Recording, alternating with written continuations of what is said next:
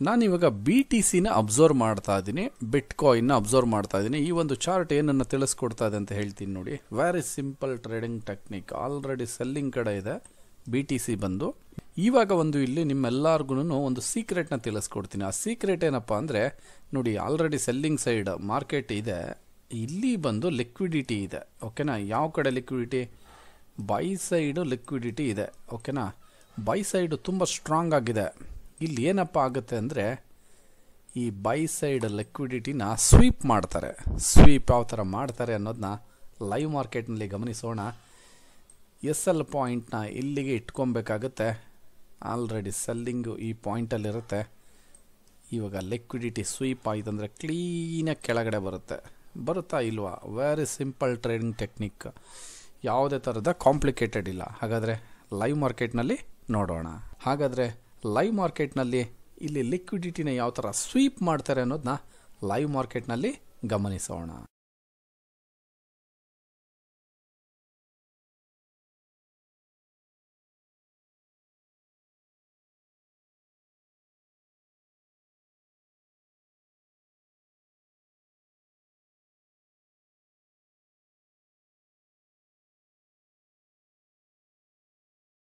ಇನ್ನೇನು ಸ್ಟಾರ್ಟ್ ಆಗುತ್ತೆ ಸೆಲ್ಲಿಂಗು. ತುಂಬಾ ಲಿಕ್ವಿಡಿಟಿ ಇದೆ ಬೈ ಕಡೆ ಅಂತ, ಸಿಕ್ಕಾಬಟ್ಟೆ ಲಿಕ್ವಿಡಿಟಿ ಇದೆ. ಆಮೇಲೆ ಲೋ ವಾಲ್ಯೂಮ್ ಫ್ಲೋ ನಡೀತಾ ಇದೆ.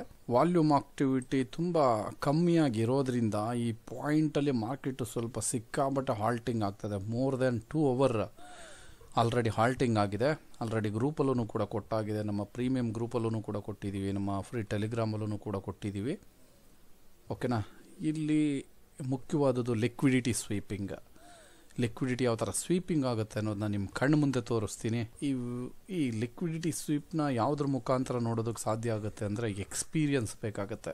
ಈ ಒಂದು ಲಿಕ್ವಿಡಿಟಿ ಸ್ವೀಪ್ನ ಅರ್ಥ ಮಾಡ್ಕೊಬೇಕಂದ್ರೆ ಎಕ್ಸ್ಪೀರಿಯನ್ಸ್ ಮುಖಾಂತರ ಹೇಳ್ತಾ ಇದ್ದೀನಿ ಅಷ್ಟೇ. ಇಲ್ಲಿ ಯಾವುದೇ ಥರದ ಇಲ್ಲಿ ಯಾವುದೇ ಥರದ ಸ್ಟ್ರಾಟಜಿ ಆ ಥರ ಯಾವುದೂ ಇರೋದಿಲ್ಲ. ಓಕೆನಾ?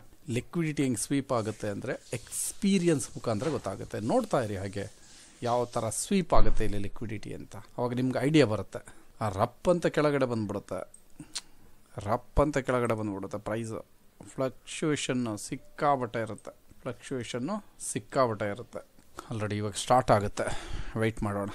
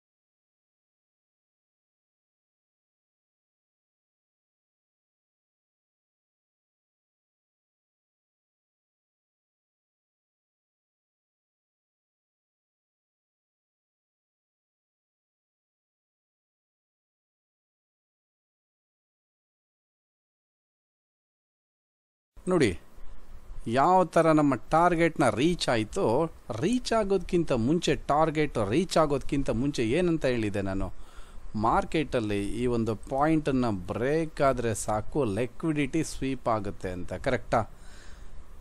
ಕಂಪ್ಲೀಟಾಗಿ ಲಿಕ್ವಿಡಿಟಿ ಸ್ವೀಪಿಂಗ್ ಅಂತ ಕರೆಯುತ್ತೇವೆ ಇದನ್ನು. ಓಕೆನಾ? ಕಂಪ್ಲೀಟಾಗಿ ವೆರಿ ಸಿಂಪಲ್ ಟ್ರೇಡಿಂಗ್ ಟೆಕ್ನಿಕ್. ಯಾವ ಥರ ಸಿಂಪಲ್ ಟ್ರೇಡಿಂಗ್ ಟೆಕ್ನಿಕ್ ಅಂತ ಹೇಳ್ತೀನಿ ಅಂದರೆ, ಸ್ಟಡಿ ಮಾಡಿದ್ರೆ ಮಾತ್ರ ಅದ್ರ ಬಗ್ಗೆ ಅಧ್ಯಯನ ಮಾಡಬೇಕಾಗುತ್ತೆ. ಅಧ್ಯಯನ ಮಾಡ್ತಂದರೆ ನೀವು ಅದ್ರ ಬಗ್ಗೆನೇ ಅಧ್ಯಯನ ಮಾಡ್ತಾನೆ ಇರಬೇಕು. ಅಧ್ಯಯನ ಮಾಡ್ತಾ ಮಾಡ್ತಾ ಮಾಡ್ತಾ ಮಾಡ್ತಾ ನಿಮಗೆ ಪ್ರತಿಯೊಂದು ಇನ್ಫಾರ್ಮೇಷನ್ ಗೊತ್ತಾಗ್ಬಿಡುತ್ತೆ. ಇಲ್ಲಾಂದರೆ ಗೊತ್ತಾಗೋದಿಲ್ಲ. ಸುಮ್ಮನೆ ನಾನು ಯಾವುದೋ ಒಂದು ಇಂಡಿಕೇಟ್ರ್ ಇಟ್ಕೊತೀನಿ, ಯಾವುದೋ ಒಂದು RSI moving average trend line ಏನೋ ಇನ್ನೊಂದು ಅದು ಇದು.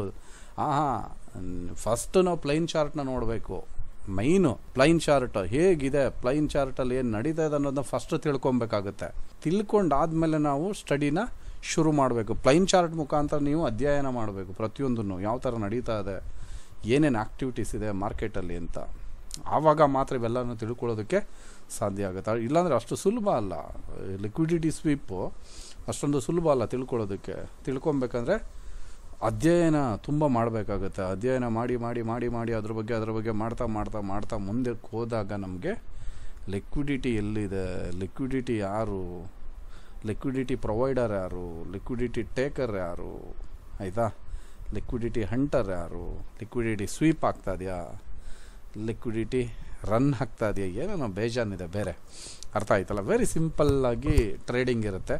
ನಾವು ಅದನ್ನು ಅರ್ಥ ಮಾಡಿಕೊಂಡಾಗ ಮಾತ್ರ, ನಾವು ಅರ್ಥ ಮಾಡಿಕೊಂಡ್ರೆ ತಾನೇ ನಿಜ ಜೀವನದಲ್ಲಿ ಯಾವುದಾದ್ರು ಒಂದನ್ನು ತೊಗೊಳ್ಳಿ ನೀವು, ನಾವೇನಾದರೂ ಒಂದನ್ನು ಅರ್ಥ ಮಾಡಿಕೊಂಡ್ರೆ ಮಾತ್ರ ಅದು ನಮಗೆ ಕೈಗೆ ಸಿಗುತ್ತೆ. ಇಲ್ಲಾಂದರೆ ಯಾವುದೇ ಕಾರಣಕ್ಕೂ ಸಿಗೋದಿಲ್ಲ. ನಾವು ಅರ್ಥನೇ ಮಾಡ್ಕೊಳ್ಳಿಲ್ಲ ಅಂದರೆ ನಮ್ಮ ಕೈಗೆಲ್ಲ ಸಿಗುತ್ತೆ. ಅರ್ಥ ಮಾಡ್ಕೊಳ್ಳಿ, ಅಧ್ಯಯನ ಮಾಡಿ. ಓಕೆನಾ? ರಿಪೀಟ್ ಅದನ್ನೇ ಮಾಡ್ಕೊಳ್ಳಿ. ಅರ್ಥ ಮಾಡ್ಕೊಳ್ಳಿ, ಅಧ್ಯಯನ ಮಾಡಿ. Learn, relearn. ಯಾವಾಗಲೂ ಲರ್ನಿಂಗಲ್ಲಿ ಇರಬೇಕು ನಾವು. ಯಾವಾಗಲೂ ಪ್ರತಿಯೊಂದು ದಿನವೂ ಲರ್ನಿಂಗ್ನ ಮಾಡ್ತಾನೇ ಇರಬೇಕಾಗುತ್ತೆ, ಕಲಿತಾನೇ ಇರಬೇಕು. ಕಲಿಕೆಯ ಮುಖಾಂತರ ಎಕ್ಸ್ಪೀರಿಯನ್ಸ್ ಆಗುತ್ತೆ. ನೀವು ಏನು ಸ್ಟಡಿ ಮಾಡಿರ್ತೀರಿ ಅದೇ ಎಕ್ಸ್ಪೀರಿಯನ್ಸ್. ಆ ಎಕ್ಸ್ಪೀರಿಯನ್ಸ್ ಮುಖಾಂತರ ನೀವು ಅದನ್ನೆಲ್ಲನೂ ಕಂಡುಹಿಡಿಯೋದಕ್ಕೆ ಸಾಧ್ಯ ಆಗುತ್ತೆ. ಅರ್ಥ ಆಯ್ತಲ್ಲ?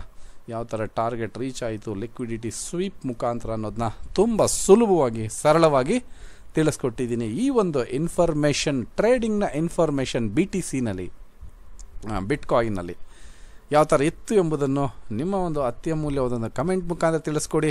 ಯಾರ್ಯಾರು ನಮ್ಮ ಯೂಟ್ಯೂಬ್ ಚಾನೆಲ್ ನೋಡ್ತಾ ಇದ್ದೀರಿ, ಪ್ರತಿಯೊಬ್ಬ ನಮ್ಮ ಕನ್ನಡಿಗರಿಗೂ ತುಂಬ ಹೃದಯದ ಧನ್ಯವಾದಗಳನ್ನು ತಿಳಿಸುತ್ತೇನೆ.